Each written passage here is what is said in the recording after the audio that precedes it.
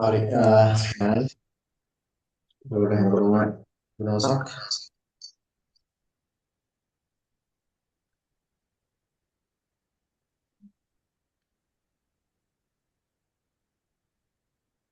Right.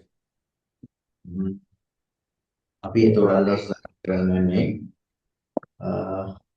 mereka baik itu pada ya sih yang fokus ke community karena jangan hari berada ini ke antara selama ini ada ini ke berbahasa ini nanti ngomong nanti ngomong ada ini selama ini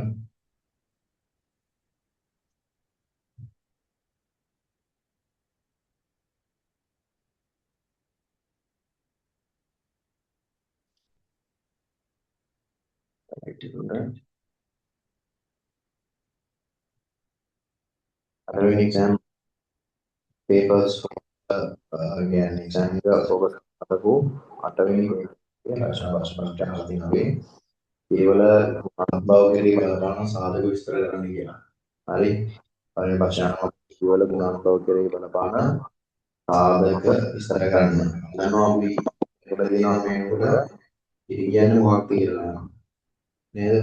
tapi kirian nih kira-kira ini nanti itu tadi kata kira-kira ini ada posisi gini namunin bagian nih ada posisi gini namunin hari ada भोजने किरीमे आरमुनि श्री क्षीरपाई सतुंगी श्री क्षीरपाई सतुंगी स्थान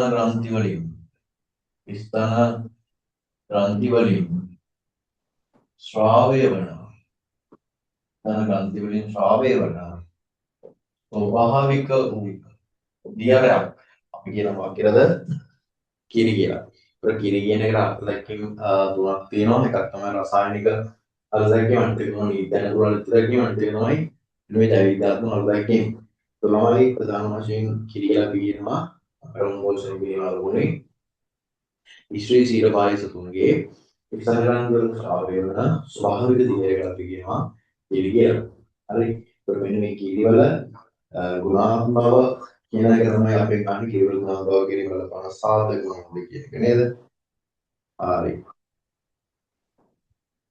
අපි ඒකට අර්ථ දැක්වීමක් දෙන්න වෙනවා කිරි කියන්නේ මොකක්ද කියන එක. හරි. right. එතකොට තමයි කිරි කියන්නේ මොකක්ද කියලා අපි කිව්වා. ඒක අපි අන්තිම විදිහට දාගන්න වෙනවා. ඊළඟ කීවල ගුණාත්මක කිරි බලපන සාධක. ළමයි ගන්නත් එහෙම කීවල ගුණාත්මක කිරි බලපන සාධක මොනවද කියලා අපි අහන්නේ. අපි ඉගෙන ගන්න තියෙනවා කීවල ගුණාත්මක කිරි බලපන සාධක තුනක් මොනවද ඉගෙන තියෙන්නේ කිරිවල සංයුතිය අනිත් එක තමයි කිරිවල දීර්ඝ සෛල ගන්න අනිත් එක තමයි සුද්ධ ජෛවික කරන ප්‍රභව සුද්ධ ජෛව විද්‍යාත්මක ප්‍රභව මොනවා කියන සාධක දෙක තුනම තමයි කිරිවල ගුණාත්මක කිරි බලපෑම් නැති කරන්නේ හරි මොකද අපි අහන්නේ ඔන්න ගුණාත්මක කිරි බලපෑම් සාධක මොනවද කියන්නේ ඒතර මෙන්න මේ සාධක අපි විස්තර කරනවා ගත්තොත් මේ කිරිවල සංයුතිය කියන කොටස ඔය එක විදියට කිරිවල සංයුතිය කියන එක ගත්තොත් එහෙම කිරිවල සංයුතිය කියන බලපෑම් සාධක කීපයක් තියෙනවා සත්ව වර්ගය පස්සේ සත්ව විශේෂය ඊට පස්සේ කිරිදෝන වාර ගණන ඊට කතා කරන්න පුළුවන් සතුන්ගේ පෝෂණය සෞඛ්‍යවත් පිළිබඳව ප්‍රශස්ත අයවලින් අවස්ථා ගැනීම තුළින් කිරිවල සංයුතිය ව්‍යාපාරයෙන් පවත්වාගත හැකියි. හරි. ඒක ඔන්න ඔය කියන කතාවල කියන්න පුළුවන්. හරිද? ඒකට කිරිවල ගුණාත්මක කෙරෙහි මෙන්න මේ සාධක බලපෑම් නැති කරනවා. කිරිවල සංයුතියට අපි කියනවා ඒක. terus kirimul දෙහික සෛල කරන්න. කොනකන් දෙක. කොනකන් දෙක කිරිවල දෙහික සෛල කරන්න. කොහෙන්ද අපි මොකද? උදාහරණයක් දෙන්න පුළුවන්. ඊළඟ සංදේශයේදී මෙන්න මේ දෙහික සෛල කරන බලපෑම ඇති වෙනවා. හරි. දෙහික සෛල ප්‍රමාණය වැඩි වෙනකොට අපි දන්නවා ලක්ෂ 10ට වඩා වැඩි වෙනකොට. හරිද? අපි කියනවා somatic cell count එක. හරිද? somatic cell count SCC කියලා කියනවා. ඒතර මේක ලක්ෂ 10ට වඩා වැඩි වුණොත් එහෙම කිරිවල ගුණාත්මක අඩු වෙනවා. කිරිවල ගුණාත්මක අඩු වෙනවා. ඒකට හේතුව තමයි සුද්ධජීවී ආසාදනය. ඔයාලට කියන්න පුළුවන් කිරිවලට සුද්ධජීවී ආසාදනයක් සිදු වුවොත් කිරිවල දෙහික සෛල ප්‍රමාණය ලක්ෂ 10ට වඩා අඩු වගේක් ගන්නවා. අනේ අවස්ථාවේදී මොකක් වෙනවද? සාමාන්‍ය මොකක් වෙනවද? sorry මේ අඩුව ගැනීම වැඩි අගයක් ගන්නවා. කිරිවල දෙහික සෛල ප්‍රමාණය ලක්ෂ 10ට වඩා වැඩි අගයක් ගත්තී මොකක් වෙන්න පුළුවන්ද? කිරි කියන එක නරක වෙලා කියලා අපි තහවුරු කරනවා. දෙහික සෛල ගණන වැඩි වීම නිසා කිරිවලට ආසාදනයක් ඇතිලා තියෙනවා කියලා අපි තහවුරු කරනවා. හරි. ඒතර ඔන්න ඔය කියන කතාව අපිට ලියන්න පුළුවන් දෙහික සෛල ගණන. ඊට ජෛවික ප්‍රොබයටදී ප්‍රොබයක් නතුනනවා. හරිද? අපි කිව්වා ජෛව විද්‍යාත්මක අපි කියනවා සුද්ධ ජෛව විද්‍යාත්මක නේ. සුද්ධ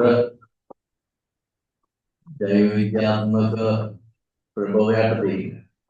හරි. අපි කියනවා වාතය තුලින් වාතය මගින් කිරිවලට සුද්ධ ජීවීන් එකතු වෙන්න පුළුවන්. ඊට පස්සේ කොම මගින් ඊට පස්සේ කිරිතෝන උපකරණ මගින් උපකරණ පිළිසුභාවය තියෙන්න ඕනේ. ඒතකොට මිනිසා මගින් මෙන්න මේ කියන අවස්ථාව මගින් මේවා තුලින් මොකක් වෙන්න පුළුවන්ද? කිරිවලට සුද්ධ ජීවීන් ආසාදනය වෙන්න පුළුවන්. මොකක් පිළිවෙන්නේ? ඒතකොට ප්‍රශ්නේ කිරිවල ගුණාත්මක කිරි බලපාන සාධකයට දෙයි ලියනකොට කිරි කියන්නේ මොකක්ද කියන එක ලියලා පැහැදිලිවම දීලා කිරිවල ගුණාත්මක කිරි බලපාන ප්‍රධාන සාධක තුනයි ඒ සාධක තුන කෙටියෙන් පැහැදිලි කරන්න ඕනේ. තේරෙනවද කතාව? right. ඊට පස්සේ ඊළඟ ප්‍රශ්න අහලා තියෙනවා මොකක්ද තමයි? ඊළඟ ප්‍රශ්න අහලා තියෙනවා ජෛව පද්ධතියක ජල දූෂණයේ බලපෑම විස්තර කරන්න. කියන්නේ ජෛව පද්ධතියක ජල දූෂණයේ බලපෑම විස්තර කරන්න කියනකොට මේ ජලයේ දූෂණය වීම ජෛව පද්ධති කෙරෙහි බලපෑමක් විදිහට ඇති කරන්නේ කොහොමද කියන්නේ? නේද? උදාහරණයක් විදිහට ගත්තොත් එහෙම ජල දූෂණය කියලා කියන්නේ විවිධ වූ ද්‍රව්‍යයන් ජලයට එකතු වීම නිසා ජලයේ භාවිතයට නුසුසු තත්යකට පත් වීම නැත්නම් එය අපි කියනවා පිරීම දෙහි ගුණාත්මක බව පිරීම. හරිද? අපි කියනවා මොකද්ද? විවිධ ද්‍රව්‍යයන් ජලයට එකතු වීම හේතුවෙන් එහි ගුණාත්මක තත්ත්වයේ පිරීම ජල දූෂණය. හරි. ඊළඟ ප්‍රශ්නට අපි කියන්න plan දෙන්නීම. නේද? මොකද ලියන්නේ? විවිධ ද්‍රව්‍යයන් ජලයට එකතු වීම මගින් එහි ගුණාත්මක භාවය පිරීමට අපි කියනවා ජලයේ දූෂණය කියලා. ජල දූෂණය කියනවා. විවිධ ද්‍රව්‍යයන් ජලයට එකතු වීම නිසා ඒ ගුණාත්මක භාවය පිරීමට අපි කියනවා ජල දූෂණය කියලා. හරිද? right. ඒතර කතාව පිළිගෙනවා. ජල දූෂණය නිසා ජෛව පද්ධතියට එන්න පුළුවන් බලපෑම අපි ඊට පස්සේ කොයි විදිහට කතා කරන්න හැදෙනවා කියලා. මොකද වෙන්නේ? අපි දන්නවා ජලයේ දූෂණය නිසා ඒ කියන්නේ ජලයේ විවිධ බැරලෝහ වගේ දේවල් එකතු වීම නිසා ජලයේ දියරාදී ඔක්සිජන් ප්‍රමාණය අඩු වෙන්න පුළුවන්. හරිද? දැන් පුළුවන් කොයි විදිහට මොනවද? ජලයේ නැත්නම් DO වගේ අඩු වීම නිසා විවිධ රසායනික ප්‍රතික්‍රියා ජලයේ සිදු වීම. විවිධ රසායනික ප්‍රතික්‍රියා ජලයේ තුල සිදු වී ජෛව පද්ධතියට හානිය ඇති වීම. කියන්න පුළුවන්. සාමාන්‍යයෙන් කියන්න පුළුවන්. ජල දූෂණයෙන් සම්පර්ක වෙන්න පුළුවන් තව. අපිට සාමාන්‍ය ගෘහාස්තික සහ සෞන්දර්යාත්මක කටයුතු සහ නිෂ්පාදන ක්‍රියාවන් වගේ දේවල් වලට ජලය භාවිත කරන බැරි වෙන පුළුවන්. ජලයේ වර්ණය, ජලයේ ගන්ධය වෙනස් වීම නිසා නිෂ්පාදන ක්‍රියාවන් වලට ගෘහාස්තික කටයුතු සහ සෞන්දර්යාත්මක වටිනාකම් කටයුතු සඳහා මේ ජලය භාවිත කරන්න බැරි වෙන්න පුළුවන්. හරි. ප්‍රයෝගිකව කියන්න පුළුවන්. එළමයි. තව ගත්තොත් එහෙම තමනු කියන්න පුළුවන්. අපි කතා කරනවා උදාහරණයක් විදිහට මිරිදිය සහ පාරදිය කඩලාන් පරිසර පද්ධතිවල බාධා ඇති වෙන්න පුළුවන්. නේද? ඒකට භූගත ජලය නැත්නම් ජල ප්‍රබෝධ දූෂණය වීම නිසා භූගත ජලයේද දූෂණය වෙලා මිනිසාට සෞඛ්‍ය වෙන්න පුළුවන් මේ ජලය පානය කිරීම නිසා. නේ? ඒ ජලාශ දූෂණය වීමෙන් තමනු වෙන්න පුළුවන්. සාමාන්‍යයෙන් පොස්පේට් නේද? ඊට පස්සේ නයිට්‍රේට් වගේ දේවල් ජලාශ වලට එකතු වීම නිසා ඇල්ගී ගහනගනත් ඒ වැඩි වෙලා ජලාශ වල සුපෝෂණ තත්ත්වය ඇති වෙලා දුර්ගන්ධයක් හමන්න පුළුවන් නේ. ඒකට සාමාන්‍යයෙන් ජලය අධිකව දූෂණය වෙලා තියෙනවා නම් ඒ ජලය පිරිපහදු කරන්න අමතර මුදලක් වැය වෙන්න පුළුවන්. හරි. ඒකට භූගත ජලය දූෂණය නිසා මිනිසාට පානයට ගත හැකි වෙන පරිදි රෝග ඇති වෙන්න පුළුවන්. උදාහරණයක් කොලරාව පාචනය වගේ රෝග ඇතිවීමේ හැකියාවක් තියෙනවා. නේද? රයිට්. එතකොට අපි කියන ජෛව විශාලනය. ඒකට මිනිසාට සතුන් රෝග ඇතිවීමේ අවධානය වැඩි වෙනවා. හරි. රයිට්. කොහොමද කියන සාධක අපිට කතා කරන්න පුළුවන් ළමයි ජල දූෂණය නිසා ජෛව පද්ධතිය වල බලවෑම් යටතේ. හරි. ඒකට රචනා ප්‍රශ්න වෙන විදිහට ගොඩ ගන්න මේ ගොඩ ගන්න ඕනේ. හරි සරලයි. මේ වෙනකොට කතා කරලා තියෙනවා මේ අන්තිම කොටස් ටික කතා කරන්නේ. මාරම සරල කොටස් ටිකක් වෙයි. හරි. ඊළඟ ප්‍රශ්නේ. අපි ගන්න මොකද්ද? උදාහරණ සමයමින් විස්තර වශයෙන් ප්‍රයෝජන රටා හැදේ ගන්න. නේද? උදාහරණ දක්වමින් විස්තර වශයෙන් ප්‍රයෝජන රටා පැහැදිලි කරන්න කියලා අහනවා. හරිද? right.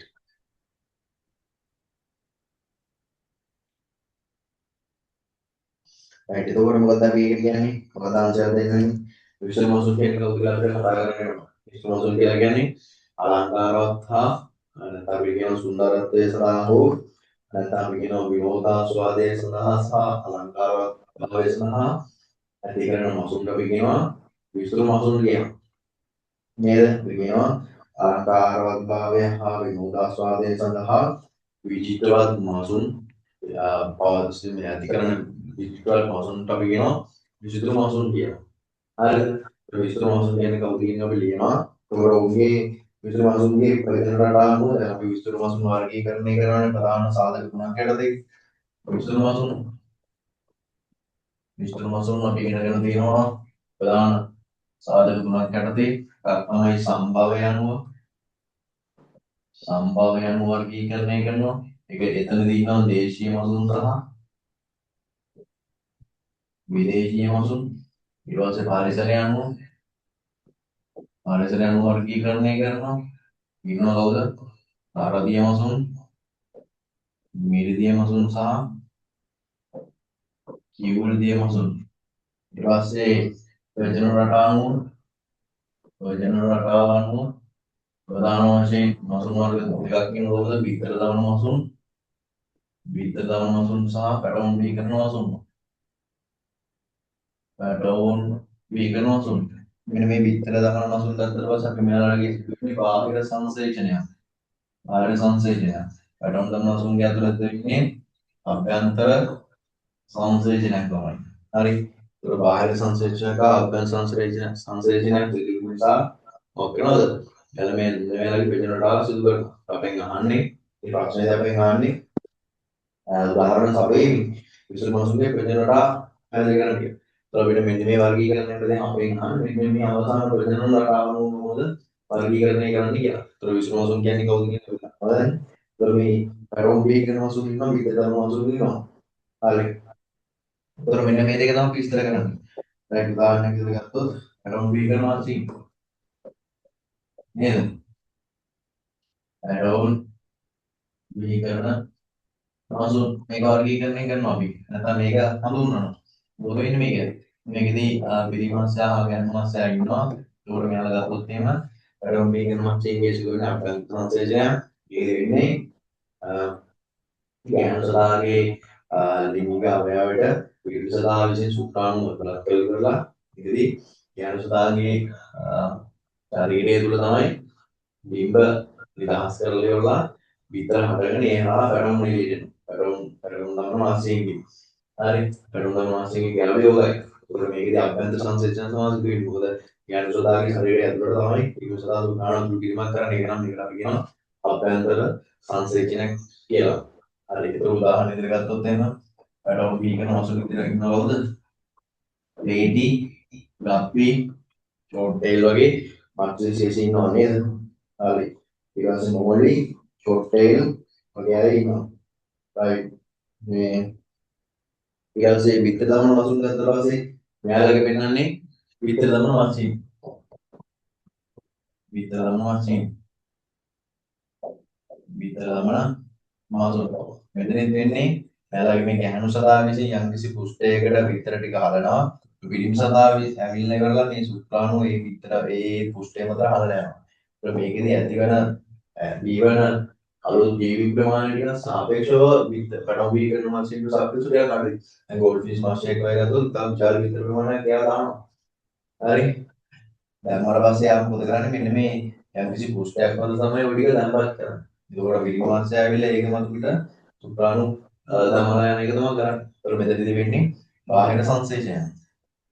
හරි උදාහරණයකට ගෝල්ඩ්ෆිෂ් මාසයෙන් ඊට පස්සේ ඩිස්කස් රේන්ජර් වගේ ගත්තොත් එහෙම විතර ගන්න මාසයෙන් අපිට ගන්න පුළුවන්.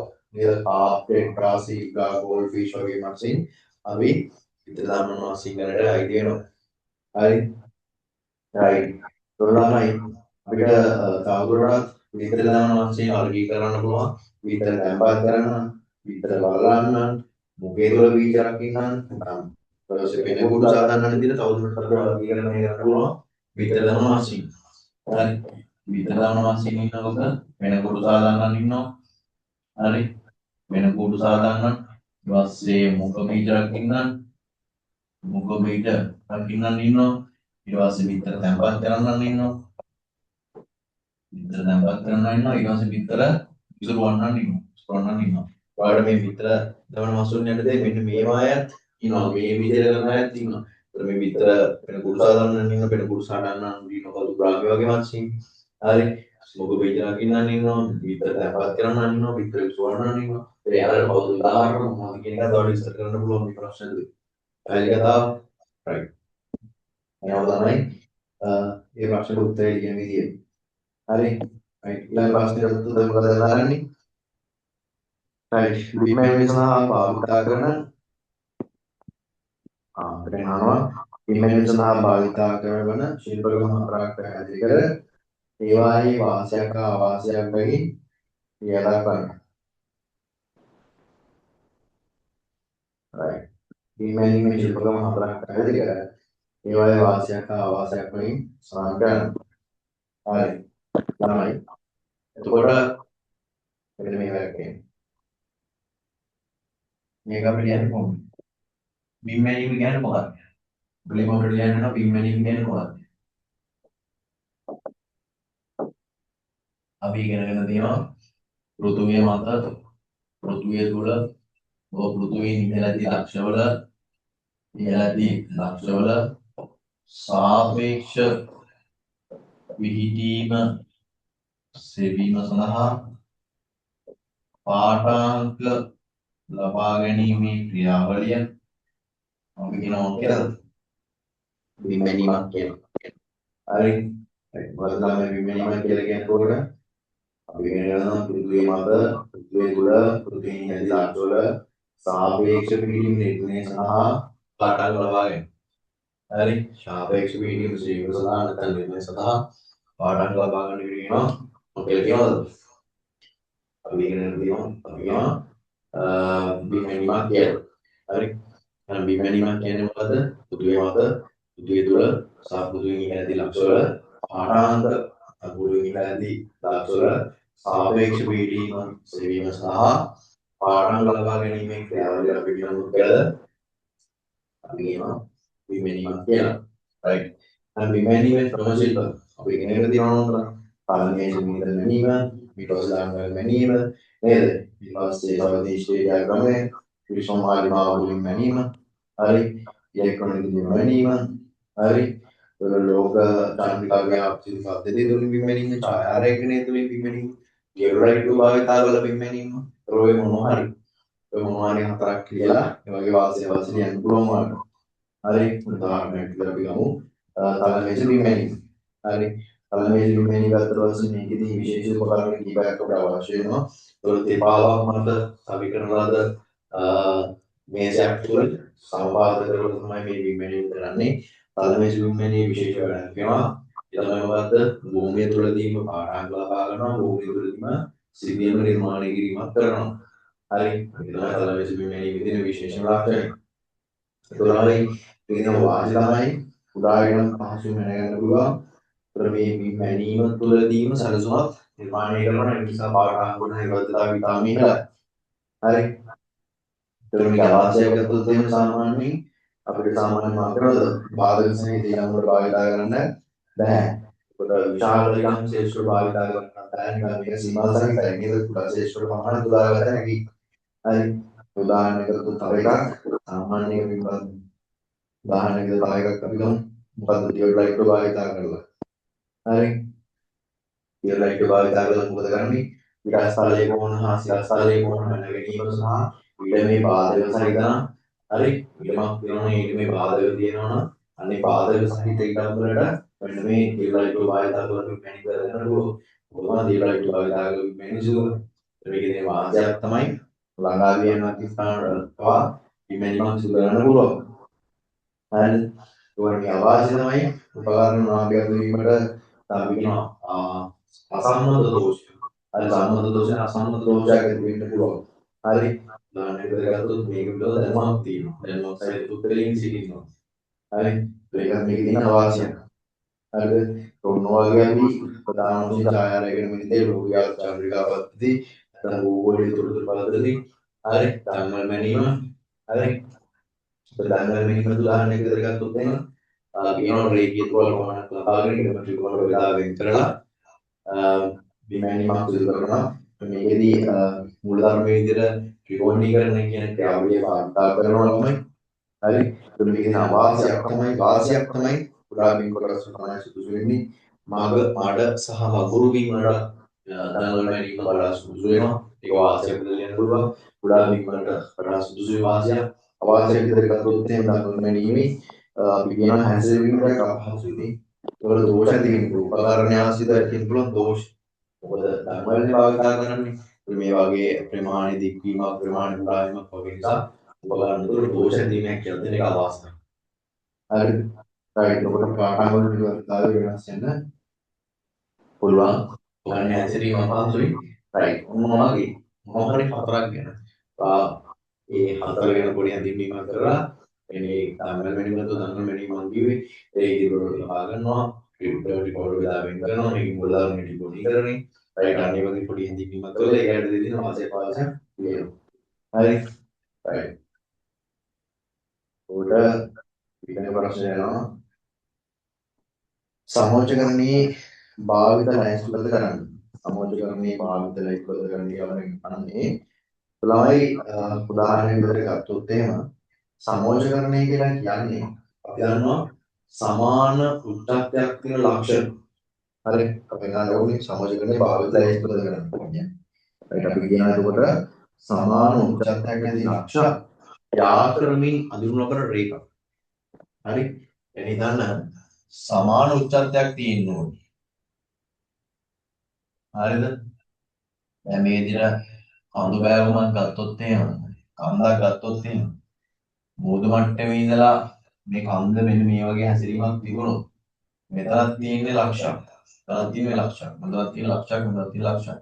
මේ ලක්ෂ සියල්ලම ඇදලා තියෙන්නේ මෝද මට්ටමේ ඉඳලා තියෙන උසට අනුව. හරි? එතකොට මෙතන උච්චත්වයයි මෙතන උච්චත්වයයි දෙකම එකයි. ඒ නිසා අපි දෙක ආවෙන ඉඳලා අදින රේඛාවක්. මෙතන උච්චත්වය මෙතන උච්චත්වය එකයි. රයිට් මෙන්න මේක අදිනවා. රයිට් එහෙනම් අපි සමෝච්ච රේඛා කියලා කියන්නේ සමාන උච්චත්වයන් සහිත ස්ථාන අතර අඳුනන රේඛාවට අපි කියනවා සමෝච්ච රේඛා කියලා. හරි සමාන උච්චත්වය ඇති ලක්ෂ්‍ය ආකාරමින් අඳුනන රේඛාවට අපි කියනවා සමෝච්ච රේඛා කියලා. හරිද? එතන මේ සමෝච්ච රේඛා ඇතුලින් භූමිය පිහිටීම සිතියම්ගතකරණය කරන්න පුළුවන්. හරි මේ සමෝච්චකරණය ඇතුලින් භූමියක පිහිටීම සිතියම්ගත කිරීමක් කරන්න පුළුවන්. සමෝච්ච රේඛා කියන්නේ මොනවද? උද්දත්තයේ සමාන ලක්ෂ අතර අඳුරන රේඛානේ. විතර සමානයි වෙච්ච උත්තරයට සමානයි. ඒතර මේ ලක්ෂ දරන රේඛා. අපි කියනවා සමුච්ච රේඛා. හරි. ඒතර මෙන්න මේ කියන සමුච්ච රේඛා වලින් මාර්ග වෙනවද? අපිට උත්තර ලබා ගැනීම හැකියාවක් තියෙනවා. පැහැදිලි කතාව. right. හරි. එතකොට අපිට තියෙනවා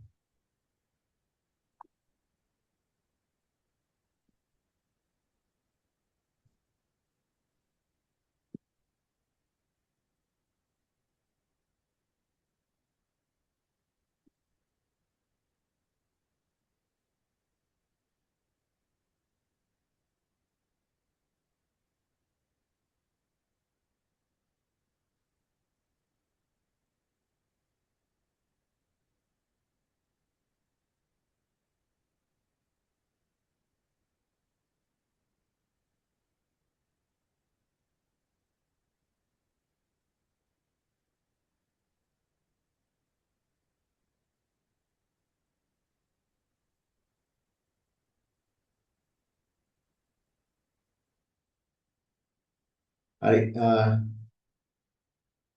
right ළමයි. එහෙනම් නේද පැහැදිලි?